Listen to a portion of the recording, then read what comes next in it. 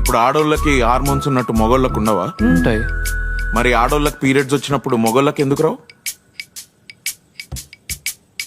ఈ హార్మోన్స్ మనకు కూడా ఎవ్రీ మంత్ 2-3 డేస్ స్ట్రైక్ లోకి వెళ్తాయి బ్రో. ఆ టైంలో మనకి ఏ పని చేయబుద్ధి కాదు, రీజన్ లేకుండా కోపం వస్తా ఉంటది. గంటల తరబడి బర్రెల్ లెక్క టైం ని నెమరేసుకుంటూ అట్లనే గడిపేద్దాం అనిపిస్తూ ఉంటుంది. అనిపిస్తుందా లేదా? ఈ వీడియోలో లాగానే అమ్మాయిలకి పీరియడ్ వచ్చే ముందర హార్మోనల్ ఇంబ్యాలెన్స్ PMS అని ఎట్లా అయితే ఉంటుందో అబ్బాయిలకు కూడా IMS ఇరిటబుల్ మేల్ సిండ్రోమ్ అనేది కూడా ఉంటుందన్నమాట. దాని గురించి ఈరోజు డిస్కస్ చేసుకుందాం. ఇది IMS అనేది అంత కామన్ కాకపోయినా లేట్ 30s అండ్ అబోవ్ ఉన్న అబ్బాయిల్లో మోస్ట్ కామన్ గా ఉంటుంది. నెలలో వాళ్ళు ఆ టైంలో ఎవరితోనూ మాట్లాడరు, రీజనే లేకుండా కోపం తెచ్చుకుంటూ ఉంటారు, అసలు దేనిపైన ఇంట్రెస్ట్ చూపించరు అండ్ లో సెక్స్ డ్రైవ్ కూడా మీరు గమనించుకోవచ్చు. దీనికి తోడు అబ్బాయిలకు ఎప్పుడు ఫైనాన్షియల్ అండ్ వర్క్ స్ట్రెస్ ఉంటూనే ఉంటుంది.